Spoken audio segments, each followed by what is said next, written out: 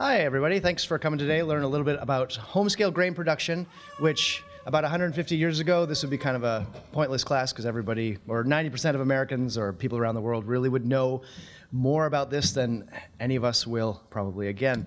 So today, we're really only going to be able to scratch the surface to learn a little bit about growing wheat, rye, barley, oats, and other grains at home. I may slip up and just say wheat. Most of what I'm saying is equivalent for most of these home grains we can talk about. And by the end of this talk, you should have a good idea if home-scale grain growing is something you want to get into, and if so, how to go about it, where to start, and how to avoid some of the mistakes that I have made in my quest to learn to grow a little more grain at home. So my name's Scott Johnson. I'm the director and founder of the Low Technology Institute, which is a 501c3 research organization that hopes to figure out ways for us to live comfortable lives when fossil fuels are no longer really part of our lives, whether that's through voluntary abdication or, wait until the end and then we have Mad Max, but whatever. We'll try and avoid that. This means we look a lot of times to the past to see how people lived before fossil fuels were a real motive power in our world, and we try and update those pre-modern ideas with modern scientific understanding, make them a little better, right? We don't want to go back to the Middle Ages. We want to keep germ theory for sure, and things like that. But before being part of the Low Technology Institute, I was a college professor. I have a PhD in anthropological archaeology, so when I talk about going back to the past, I'm talking way back. So why don't we actually start there? We're going to start at the beginning, which for our purposes today is about 10,000 years ago in the Middle East. It's important to understand a little bit about the history of grains, where they come from. Not only is this useful information, but it helps kind of put what you're doing in context. And if you kind of think about it, we're in a 10,000-year-long chain of knowledge, really, that has been evolving over that time, passing on how to grow grains, how to work with them, how to make them a viable way to support the societies that we so like to have. So, for example, it's kind of strange, really, because if you think about it, probably similar for you, my ancestors came from Sweden, and my grandfather was probably the first person to not grow his own food, right? He became a carpenter and never bought food again, or never grew his own food again. But up about 5,000 years before that, everyone, I imagine, in my family history was growing their own food. Because that's about how long it's been in Scandinavia. So I have hours of lectures on domestication, but I will spare you that today. We'll just hit the highlights. Once upon a time, 10,000 years ago, everybody on this planet was a hunter-gatherer. And sometimes I see people today saying, oh, we should all go back to hunter-gatherer life ways. Well, there are 1 million people on the earth. If everyone went back to hunter-gatherer, it would be a significant change. I don't know if it would be possible at our current population density. So that's a different topic also. So in the Middle East, there were prairies and grasslands that had the ancestors of modern wheat, rye, oats, barley, spelt, and others. And people probably started gathering seeds to kind of supplement stews and other things, right? Grass seed is not really a humanoid or a hominid food source, a main food source. We like tubers, we like meat, we like vegetables and other things. Seeds are really only eaten by rodents, really, at large scale until about 10,000 years ago when we started doing it. And people, like I said, probably started gathering seeds to bulk up stews, and barley stew is still a great one, so you can still do that. And they maybe started fermenting grain and making alcohol. And there is a theory out there in archaeology that people actually started becoming sedentary farmers and not moving around as hunter-gatherers so that they could be in one place to brew beer. And I will tell you exactly where they came up with that idea and what they were drinking at the time that they came up with that theory. Spoiler alert, it was beer. So over time, people started living in the same area, spending more time with specific plants. They started picking the plants that had the biggest seed heads, the seed heads that didn't scatter their seeds all over, and a whole bunch of other suite of features that I'm not going to get into today. But basically, they started pushing out other plants that didn't have those features, concentrating on the ones that were helpful to them, and over time, over multiple generations, domesticated plants became the staple for these sedentary people. It was a gradual thing. And when people were stressed when there was drought or other problems, they went back to hunter-gathering. And we kind of see that today. People revert back to, like during the pandemic, gardening became more popular than ever. People revert back to kind of the previous way of living when there's stress in our current life. Now, growing grains wasn't necessarily the best thing for humans. I can imagine a lot of hunter-gatherers scoffed at the farmers because a lot of our dietary and skeletal trouble can be based on depending too much on monocrops.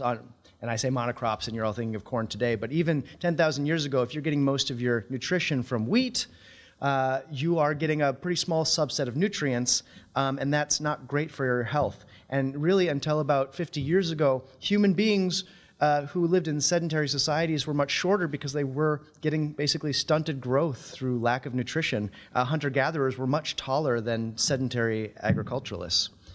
So this package, kind of think of it as a suite spread out of plants, tools, and know-how, spread out from the Middle East through much of the Old World, going to Asia, Africa, and Europe. And then in North and South America, obviously, corn, potatoes, and other things were spreading out as well. I'm actually going to be giving a talk on potatoes tomorrow morning.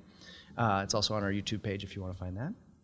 So fast forward a lot now to the time of the French Revolution. So just before industrialization happened, the average French person, I have actual dates and data for this I wanted to talk about, they were eating 2 pounds of bread a day per person in France at the time of the French Revolution. 2 pounds of bread per day. So throughout history, you have to remember food was a much more significant chunk of your budget than it is today. Right now, I just checked the USDA website and from last year, and it said we spend about 10% of our budget on food. That is incredibly low.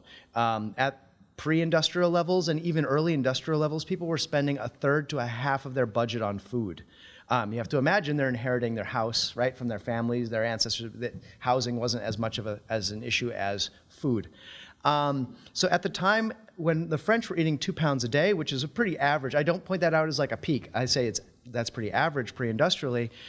They had wild inflation, and there hadn't been a lot of inflation before this, at least in the recent history, and prices rose 65%. On top of that, they had a couple really bad wheat harvests and a couple bad winters, and so there was a huge grain shortage, price of bread shot up. And we all know that Marie Antoinette probably didn't say, let them eat cake. But if you think about the first part of what led into that phrase is, oh, the masses are out of bread, so let them eat cake, right? The masses are out of bread. That was the key part of that for me, right? Because, like a murder of crows is a group of crows. Well, a whole bunch of hungry peasants, that's a mob. So this starts us to answer the question, why should we grow grains on a small scale? And part of the reason has to do with the Green Revolution of the 1960s. And many of you in this room probably have heard of the Green Revolution. We're around UW. You've probably heard of Norman Borlaug. But basically this was the massive leap forward of industrialization in terms of wheat specifically, but other crops as well. The massive application of fertilizers, the mechanization of much of agriculture that happened really post-1960, that is purported to have fed our large population on the planet. And I don't mean to diminish anyone who has food insecurity now. We certainly have the food stocks available to feed everyone. Now it's a distribution problem. But proponents would say, well, that's the only way we can feed everybody is through this massive industrialization. But we don't have a counterfactual. And it's really hard to say what would happen had that not happened, had we not had this Green Revolution. And so these high-yielding crops require lots of fertilizer, and they're designed to be harvested industrially. It requires a huge amount of fossil fuels. And right now, we don't have the capacity to grow like this without fossil fuels. We cannot produce fertilizer at the quantity we need. I mean, we just saw what happened in Ukraine and Russia last year, which are great fertilizer producers, but when we don't have access to them, the fertilizer prices have skyrocketed. So some people might ask, why would you grow grain? It's so cheap. I can buy a bag of flour at the store. It's really cheap. And so we're not growing grains, or at least right now, I'm not growing grains for economic reasons, okay? One reason is that it's fun. Gardening should be fun. It's fun to be outside working in the field, planting, watching it grow, getting a group of friends together to harvest it. It's really enjoyable. There's a lot of pastoral paintings of families going out and enjoying the harvest. It was a time to get out of the house, spend time with your community. It was a great time, and you can kind of bring that back. You'd be surprised how many people are really interested in learning how to harvest grain and like to come out and meet other people who are interested in that, because it's kind of a niche thing, but a lot of fun people. If you start to ramp this up to be income or dependent, if you're dependent on it, if you want to be completely locally self-sufficient on your grain, then it becomes a job like anything else. So today we're talking, dipping your toe in the bathwater here.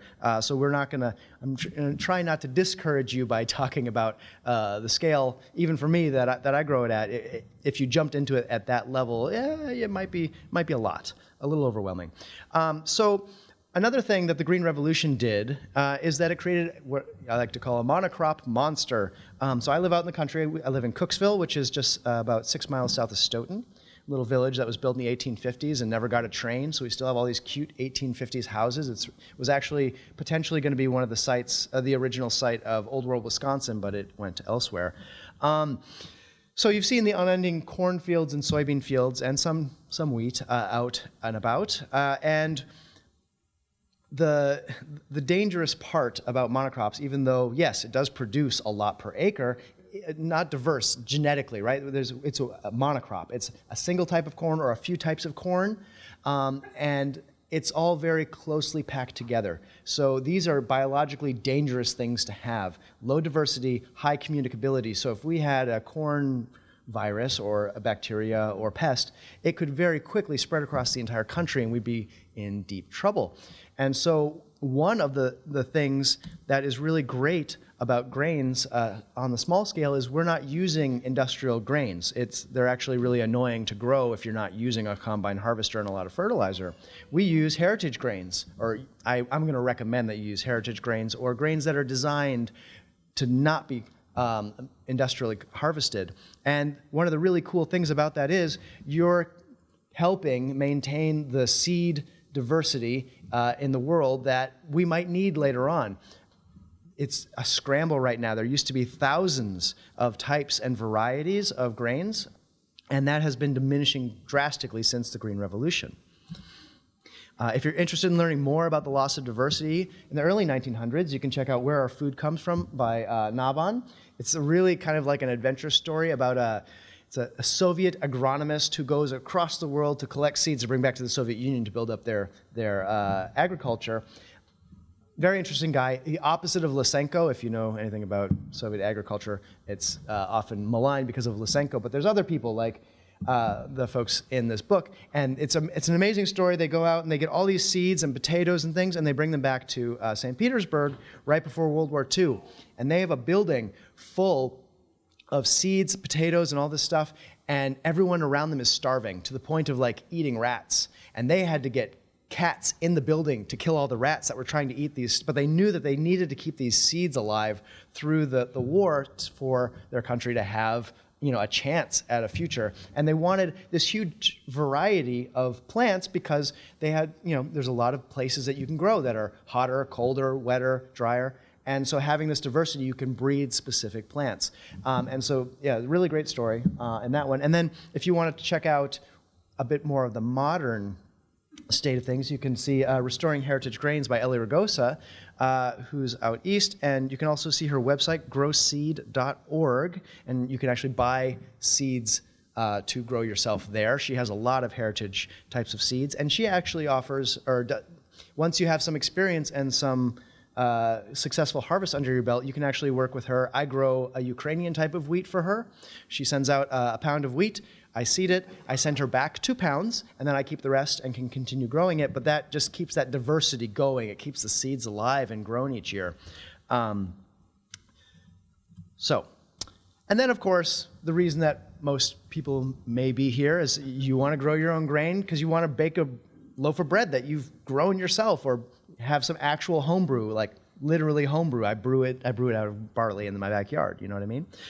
So those are excellent reasons, but I wanted to kind of highlight some of the reasons that maybe maybe you hadn't thought of. And also skill continuity. And I have to admit, we've kind of lost skill continuity. I often ask, show of hands, who's used a scythe before?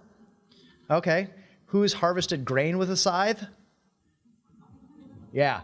So we're losing. We're starting to lose that skill. Like I do. I have had, a lot of trials and tribulations because I don't have my dad over my shoulder telling me, hey, you're doing that wrong, or right, I guess, but probably wrong.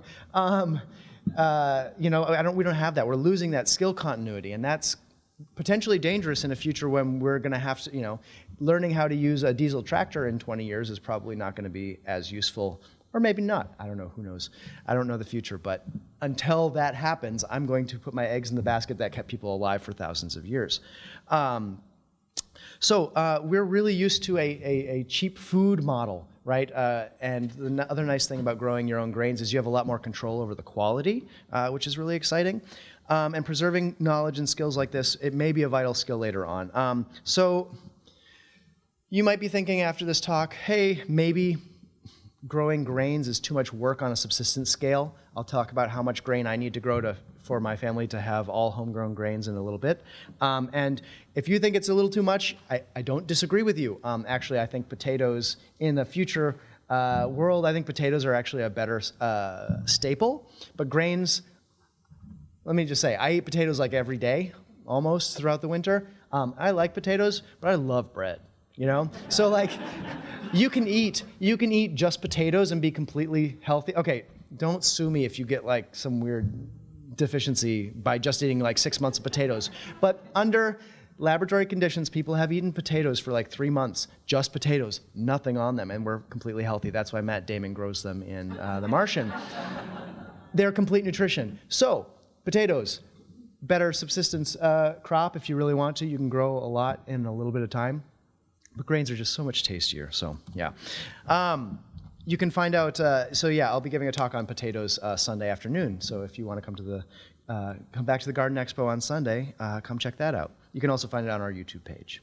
All right, so let's get into grains. Let's actually start talking about it, about what we're going to do. The first thing that you're probably going to want to consider is space. This is the primary consideration.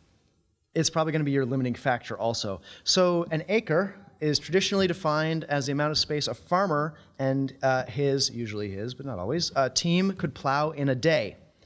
And then a modern wheat farmer still uses bushels and expects about 80 bushels of wheat per acre.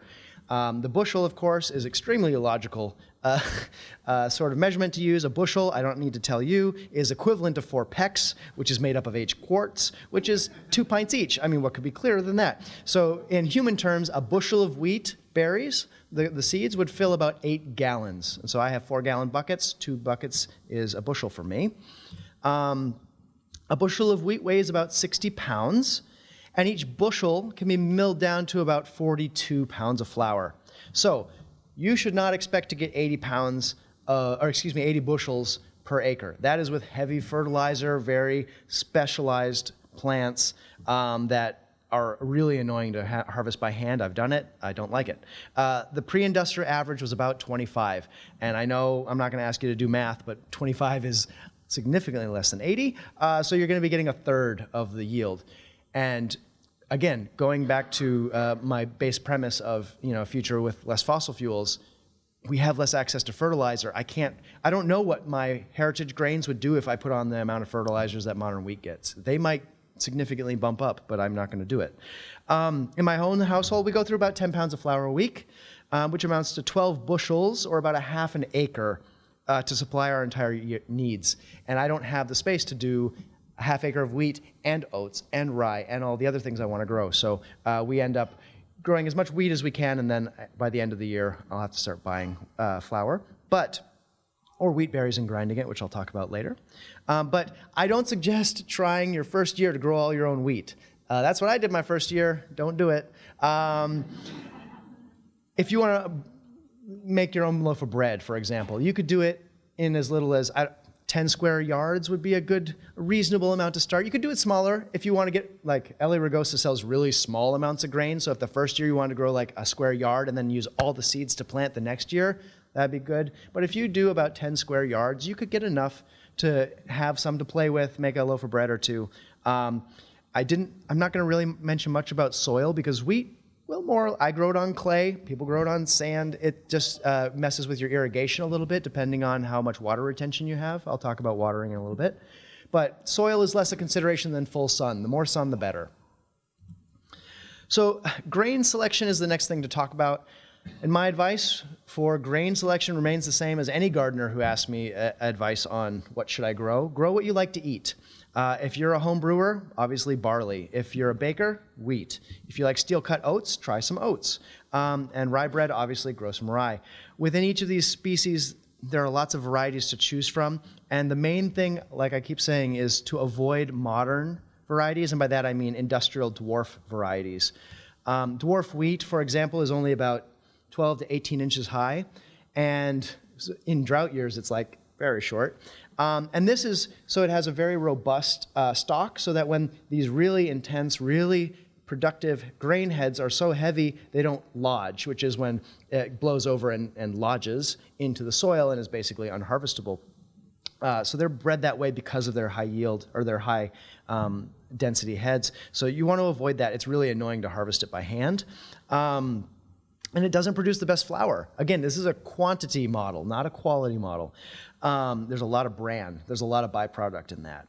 I grow Maris Widgeon, but there's a lot out there. Google's your friend. I also just grow like a garden variety rye that was a cover crop rye, and I eat that, and it's delicious. I like it. I will recommend adaptiveseeds.com. You can also check out Seed Savers. I just talked to the guy from Seed Savers who gave a presentation here earlier, and they're selling a red Fife wheat. But yeah, adaptiveseeds.com is out of Oregon, so it's a kind of similar in terms of climate, and they have a lot of culinary grains. You can also check out graincollaborative.com, which is I know there's Wisconsin members. They do artisan grain. They're probably industrial scale a lot of times, but don't hold that against them. They also have a lot of knowledge, and they do smaller scale batch stuff and more niche varieties. So those are some places where you might be able to find some seeds. But get a small amount and experiment. See if it grows well. See if you like it. There's also Meadowlark Organics. They're out by Dodgeville, and they have a fair amount. They have a mill, and they're very friendly and nice when you ask them questions about this sort of thing. We have a few more decisions to make. I mostly talked about space and grain selection, but let's move on to planting. So you find your space, you've decided on your grain, that's wonderful. Now we need to get the seeds in the ground.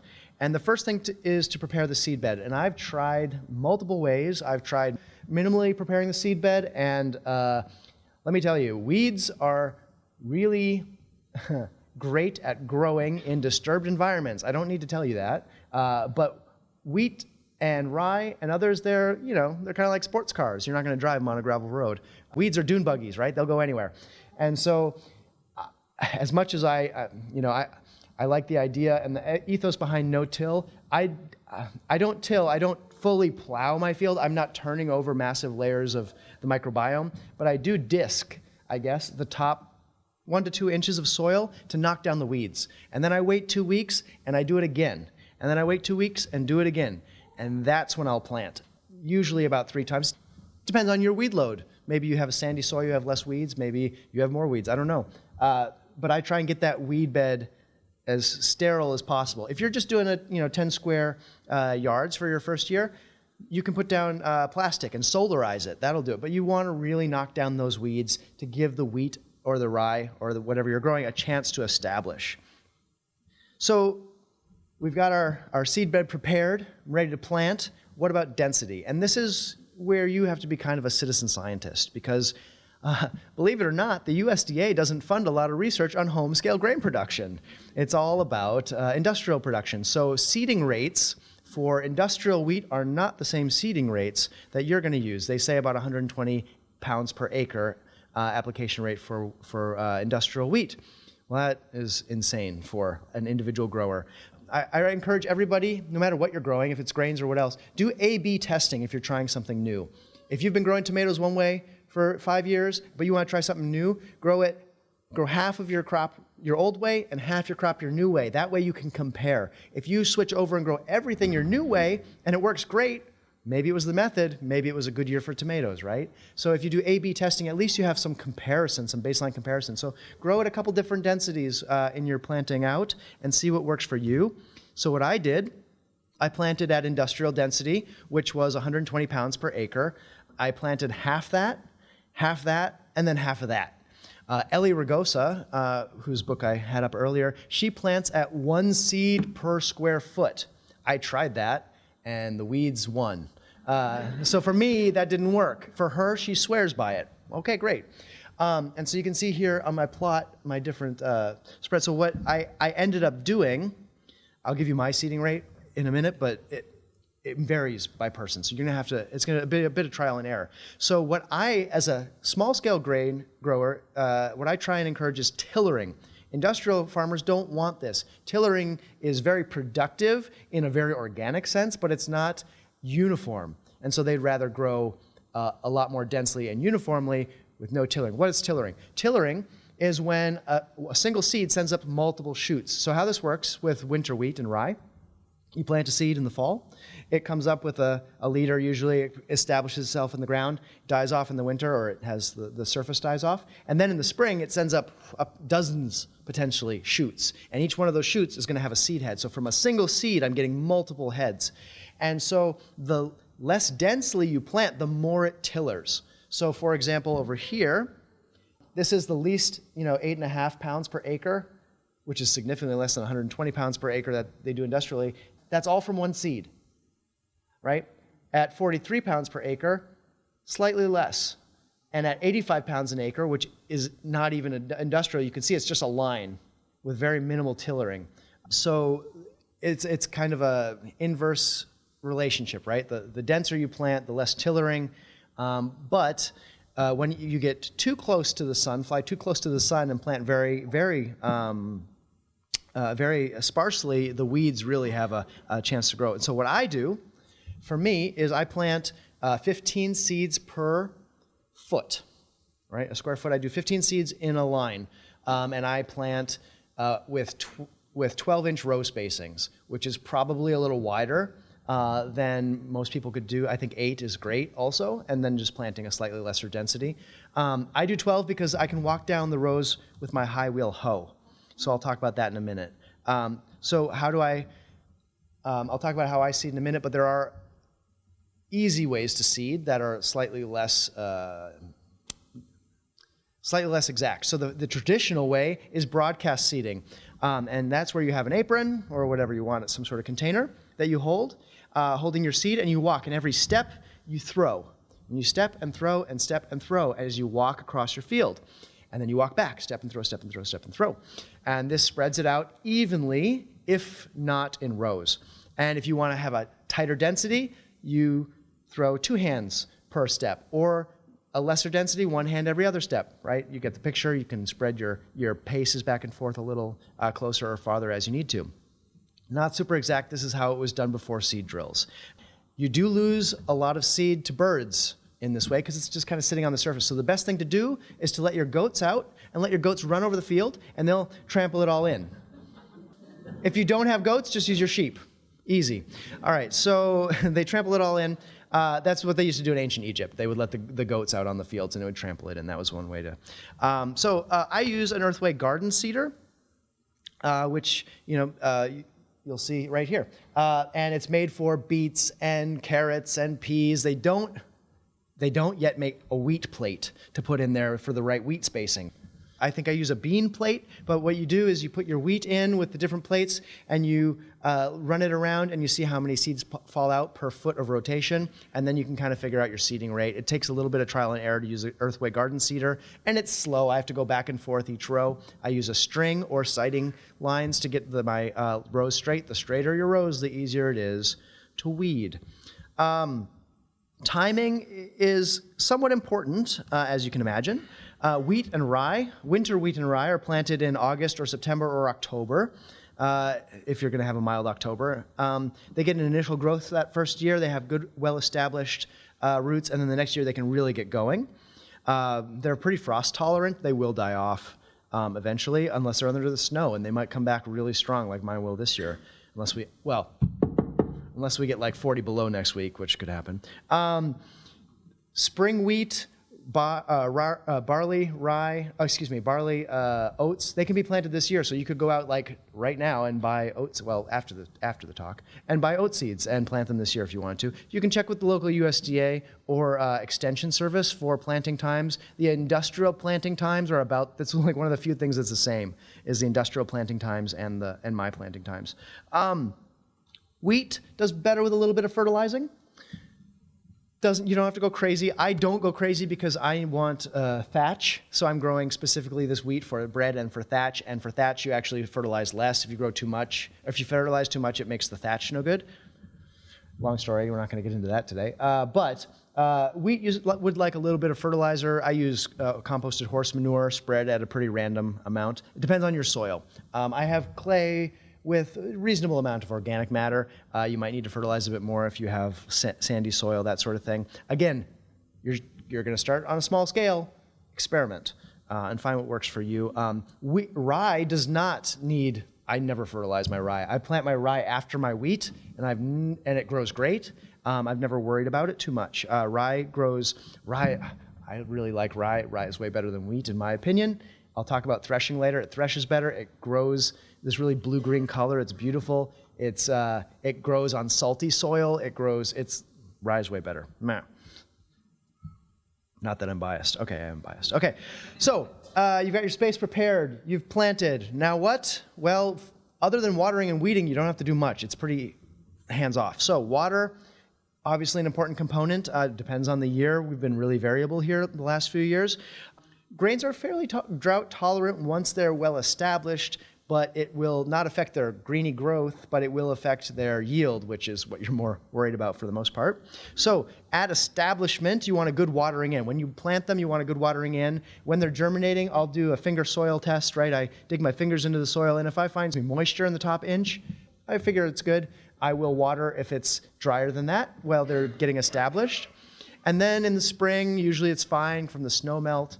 And then once the flowers start emerging and it starts to put on its heads, then I really want to be careful of the water. Because the water at the point from flowering to when the kernels are formed, that's where your yield really comes on. And so this is out of a extension publication, but it shows the water use.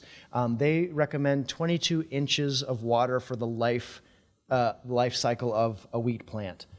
I don't measure like that. I use the soil test. Once it's established, like in May, when it starts to dry out a little bit, I'll go down. If it's dry 2 inches down, then I'll water. So I basically just kind of do it that way rather than rely exactly on an inch measurement, but the extension office says about 22 inches. And so you want to be watering pretty heavily as it's forming the seed heads and the kernels, because that's what we want. We want good kernel formation. After the kernels are formed, which I'll talk about a little bit to understand how that works, you don't want to water because you want them to dry out so you can harvest them. Weeding is necessary, but only early on. So I plant in, like I said, wider rows. I have a high wheel hoe. I walk down the rows. I do it like every week or two after I plant, and that gives the wheat a chance to come up. And then after that, I do it every other week. And then once it's a foot high, it's basically so dense, it blots out most weeds. As it gets higher, once it's, hip high or so, I'll walk through and I'll hand pull a couple of weeds that get by. Sometimes there's some that stay in the rows. And I'll pull anything that's about to seed and try and get that out of there because that's helping you next year, right? It doesn't really matter if you harvest it with the wheat. It's a little annoying, but it's going to help you next year if you walk through and hand pull. But really, like once every 2 weeks, it's pretty minimal. You can plant narrower if you're going to use like an actual hoe, like a hand hoe. You can do 8-inch spacing. It's fine too. Okay, pests, of course, can be a pest. That's why they're called that. Deer and rabbit love to graze on emerging shoots. And I use after, I don't know how the deer and raccoons know when my corn is ripe, but the first year when I had a large field of corn, I came on Saturday. I'm like, oh yeah, this is great. I'm going to come on Wednesday and harvest it. And I went on Wednesday, and my neighbor's like, yeah, the deer were out there last night, and it was like flattened. They knew. I don't know how, but they knew. So I said, okay, electric fence. And I know what you're thinking for a deer fence. Oh, I need an 8-foot deer fence. Oh, no, no. University of Vermont Extension to the rescue. I use an electric fence at 6 inches for rabbits, 12 inches for raccoons, and 32 inches for deer. You might think I have very tiny deer. I do not. The deer, I train them. And the way I do that is the same way I train my dog, with peanut butter. I put peanut butter on a little thing of tinfoil and put it on the electric fence. When the fence is off, I cannot stress this enough. When the fence is off, do not touch it while it's on. Okay, fine. You're adults. Touch it if you want. The deer, smelling the peanut butter and coming in for a lovely snack, get a zap on their snout, which is one of the few places where they can actually feel the electric shock, right? If they bump into the fence with their shoulder, all their fur will insulate them and they don't really get a shock. So I know it sounds mean, but it keeps them, it trains them, because I use a white poly line, so then they see that white poly line and they say, oh, no, no, no, that thing is dangerous. They won't even hop it. Even though it's only 32 inches tall, they will not jump it. I haven't had a single deer track in my field since I've been doing that, and I've been doing it 3 years. So it's surprisingly good. If you have a kid that likes to be, I have a 4-year-old who, if I tell him don't do that, he's going to do it. He has not touched the electric fence. It's one of the few things I've gotten him to actually listen to me on. Someday he will touch it, and someday he will learn. Always listen to Papa. Does he still eat peanut? No, he does not. He does eat peanut butter, yes. I have not trained him that way, although now that you mention it, that's a good idea. Okay, anyway, yeah. So you've been waiting almost a year for your winter grains, or since the spring for your others to harvest and get the reward for all your hard work, or so you think, because you haven't processed it yet. Timing your harvest is really important for yield and grain quality. Industrial grain is harvested when it's dead ripe, so it can be harvested and threshed and stored immediately. They're testing their moisture content, so it's ready to be stored right off the field. We don't want that. This is too late for a small-scale grower. If you wait until everything's dry, when you harvest, you will cut the bottom, and all the seeds will go rattle like a rattlesnake and fall on the ground, and then you get really disappointed. It's happened to me. And so what you want to do is harvest when there's still a bit of color. This is actually after it's been drying for a little bit. You want about 12 inches of green in the top, and the bottom can already be drying up yellow.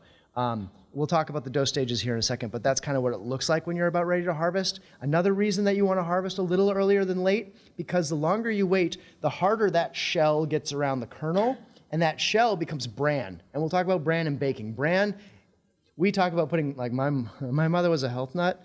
She's not here. My mother was a health nut, and she put wheat bran in everything I ate growing up.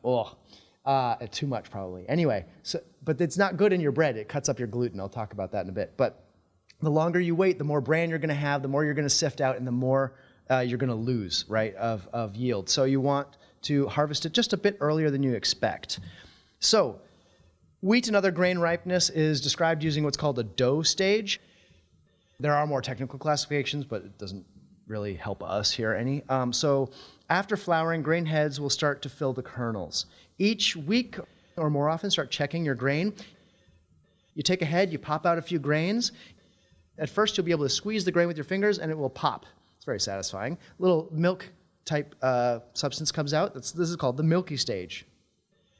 The next stage is the soft dough stage. You get your kernel, and you can still squeeze it, but when it pops, there's no liquid, right? So that's a soft dough stage. And then there's the hard dough stage, which is you get your kernels and you impress your thumb into it, and it will take the thumbnail impression, but it won't squish, really. That's like the time to harvest. After that comes dead ripeness, and you're really starting to get the kernel as hard as it's going to get, and it's a little too late. I mean, better late than never, but if in doubt, harvest earlier rather than later. It will dry in the stalks as you harvest it. Really, each of these stages is just the kernel moisture drying out. And so if you're getting a lot of rain, this could stretch out a long time. If it's dry, it'll happen really fast. Every year, we have people over to harvest. You can find out when that happens on lowtechinstitute.org/events, and you can come see it for yourself. But I always say, mid-July, because I don't know when it's going to be, right? It happens when it happens. The harvest itself can be really fun and really tiring depending on how much you're doing. There are different ways to do it without mechanization. The easiest is actually with a sickle. It requires the least skill and the shortest learning curve. I can teach someone to use a sickle in about 2 minutes, and they will be able to harvest even comfortably. I know it looks like you're bending over. If you do it properly, it actually doesn't hurt your back. And I can teach you to do that in like 2 minutes.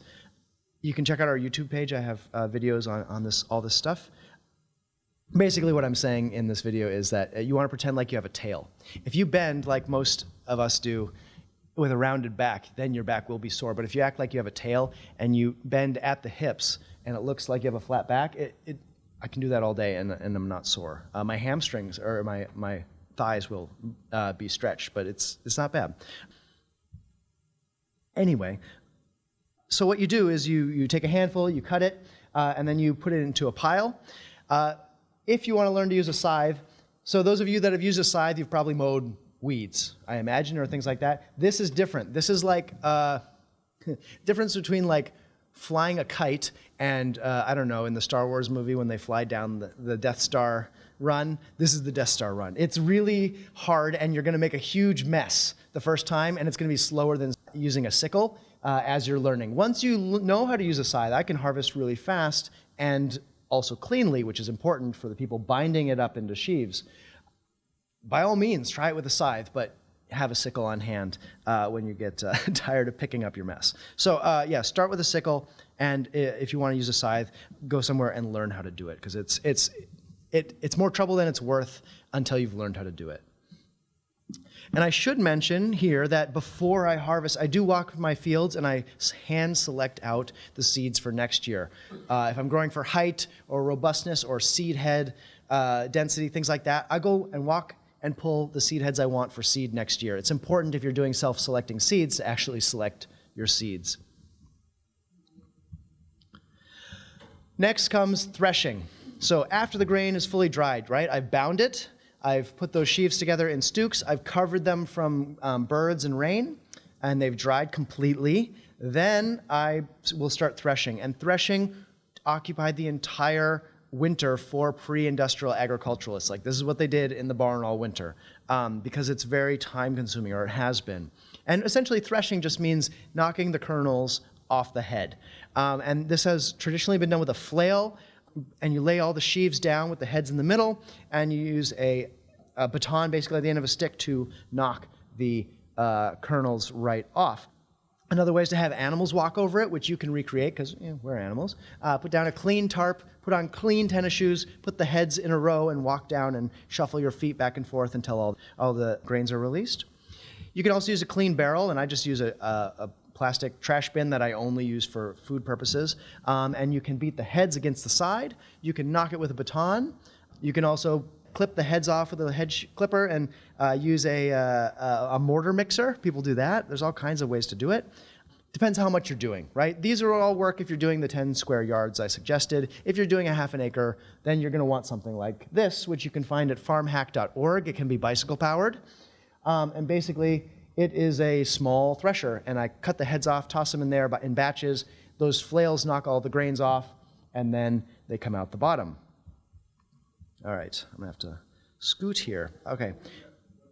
Farmhack.org is the website in response to your question.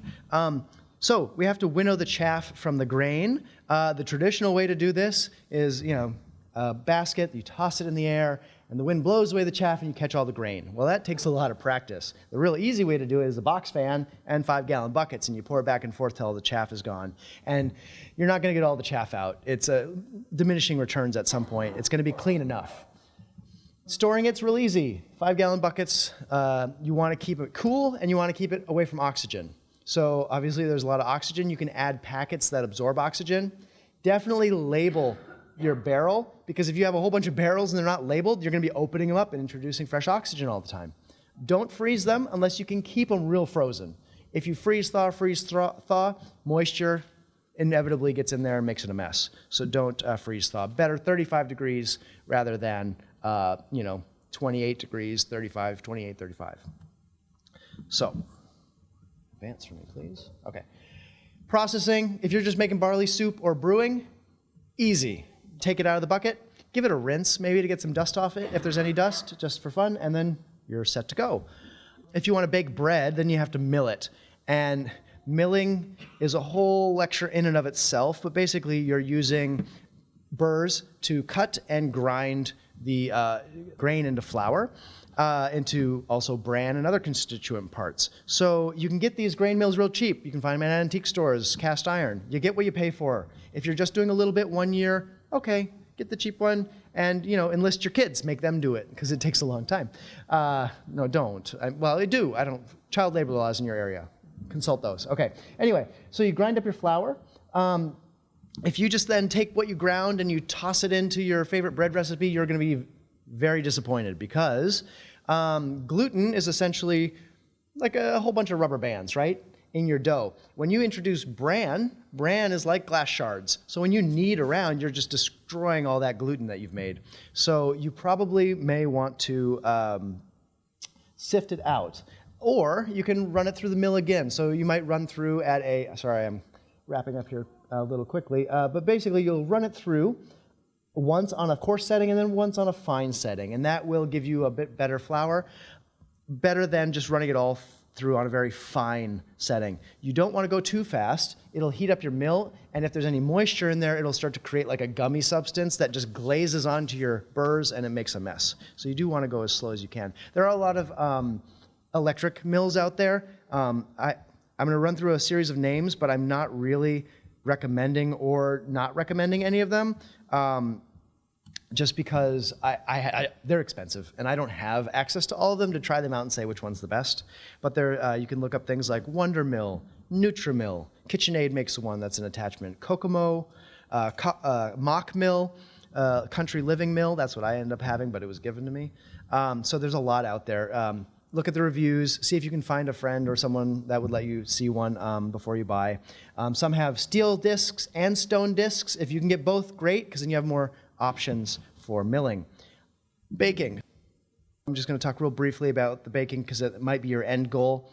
We're going to be using what's called whole grain flour, not whole wheat flour, whole grain flour, which is a different animal.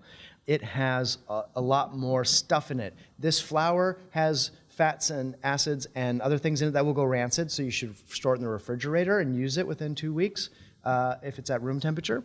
And if you buy flour at the store, it's been sifted. If you're using the whole grain, you probably need to soak it overnight, preferably with a sourdough starter, and that will allow enzymes and time to break down that grain.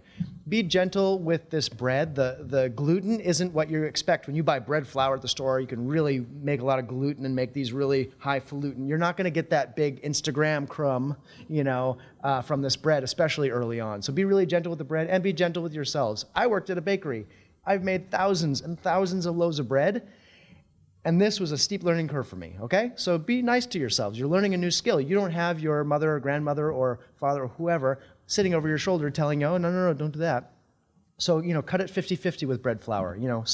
Use this with your sourdough starter, soak it overnight, and then add 50% bread flour. Give that a go, right? There's recipes out there, and I'm not going to get too much into it because that's not the point of this talk, but just be gentle with yourselves. But yeah, look up whole grain recipes online. That's where you're going to find some success. If you don't want to just soak, if you want to have the option to sift, there's a whole rabbit hole of sifting out there. You can get very, very fine meshes out there. You can use just a sifter in your kitchen. This is my homemade grain sifter, works really well. But I can get different constituents out of the flour at different points, and then I can mix them together, and I have a lot more control over the consistency of my flour. This is probably overkill if you're just doing 10 yards. You can certainly sift it with a home sifter to get most of the bran out. You can feed the bran to your chickens or your goats, or you can use them in baking and other things. So I often don't use the coarsest returns just because I have so much of them. I produce so much bran. It's ridiculous. I could never eat it all, I'm not going to get into what would happen if I ate that much bran. Okay, so I really do appreciate you guys coming and listening to almost an hour's worth of talking about small grains. I hope I didn't put anyone off grains. I do encourage you to try it, even on a small scale. It's fun. It's neat for kids to see, that have an idea where their bread's coming from. People have been doing this for 10,000 years. we haven't been taught it by our parents. That's why you're here. If you knew what you were doing, right, you wouldn't be here. So be gentle with yourselves. Be nice to yourselves. Don't be too disappointed. It is a challenge. It's not easy. It's easy to learn, but it's hard to master. Let's put it that way, right? So yeah, check out YouTube. Check out documentaries. Check out old films of people doing this. It's really helpful. There's a book of the farm out of England. It's excruciating detail about harvesting, kind of at just before industrialization, when this would have been at its peak for that time. Book of the Farm by Stevens. The BBC had a wonderful historic farm series, and they farm just as they did in the Tudor monastery times, Victorian, Edwardian, and World War II. And they do spend a lot of time talking about wheat and different ways to grow it there too. So that's a great series to watch if you're into that sort of thing. So, thanks so much.